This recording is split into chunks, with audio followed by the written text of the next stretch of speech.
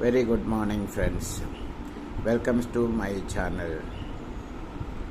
Taste Chandru's Taste. அடட பலாப்பழம் மாம்பழம் season முடிஞ்சு போச்சு. இது மலைப்பழம் அப்படின்னு நினச்சிக்கிட்டு இருக்கும்போது யூஸ்வலாக நான் இந்த மாதிரி வீடியோ போஸ்ட் பண்ணுற வழக்கம் டூரிங் த சீசனில் ஆர் பிகினிங் த சீசனில். அப்போ பலாப்பழம் மாம்பழம் மலைப்பழம் முக்கனிகள் யூஸ்வலாக சஷ்டி அன்னைக்கு இல்லை கிருத்திகை அன்னைக்கு இதை பற்றி போஸ்ட் பண்ணலாம், இதை பற்றி பேசலாம் அப்படின்னு நினைக்கிறது உண்டு. இந்த வருஷம் டியூ டு வேரியஸ் ரீசன்ஸ் எனக்கு இது மூணுமே சேர்ந்து கிடைக்கல. நேற்று கோயம்புத்தூர் பண்ணும்போது இது மூணும் கிடைக்கிறதுக்கு ஒரு வாய்ப்பு இருந்தது. ஸோ மூணையுமே உடனடியாக வாங்கினேன்.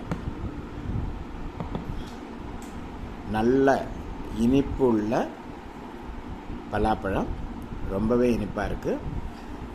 கல்கண்டாட்டமாக இருக்கிற மாம்பழம், இது நீல மாம்பழம். ரொம்பவே டேஸ்ட் உள்ள நம்மளுடைய மலைப்பழம், இது விருபாட்சி.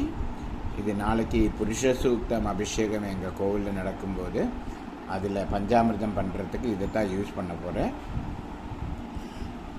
இந்த பலாப்பழமும் இந்த தேனும் சேர்த்து சாப்பிட்டா மிக அமோகமாக இருக்கும், மிக டேஸ்ட்டாக இருக்கும்.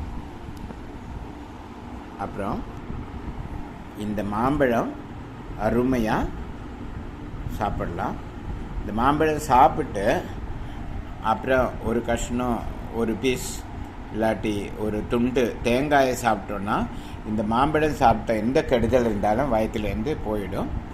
அப்புறம் இந்த பலாப்பழம் நிறைய சாப்பிட்டுட்டேங்க வயிறு கெட்டு போச்சுன்னு ஏதாவது ஒரு பேச்சு யாராவது சொன்னாங்கன்னா உடனே சுக்கு போட்டு ஒரு காஃபி குடித்தேன்னா சுக்கு காஃபிக்கு சரியாக போயிடும். அது ரெண்டும் இல்லையா, இது ரெண்டையும் சாப்பிட்டு நம்மளுடைய இந்த மலைவாழைப்பழத்தை ஒரு 2 அணத்தை சாப்பிட்டு ஒரு கிளாஸ் சுடுதண்ணியும் குடிச்சாச்சுன்னா வயிறு ரொம்ப சுத்தமாகும். முக்கனிகள், முருகனுக்கு சேர்ந்த முக்கனிகள் நான் இன்றைக்கி வீடியோவில் போஸ்ட் பண்ணியிருக்கேன். எல்லோரும் பார்த்து என்ஜாய் பண்ணுங்க. என்னுடைய சேனலை சப்ஸ்கிரைப் பண்ணுங்க, ஷேர் பண்ணுங்க. தேங்க்ஸ் ஃபார் வாட்சிங். Chandru's Taste.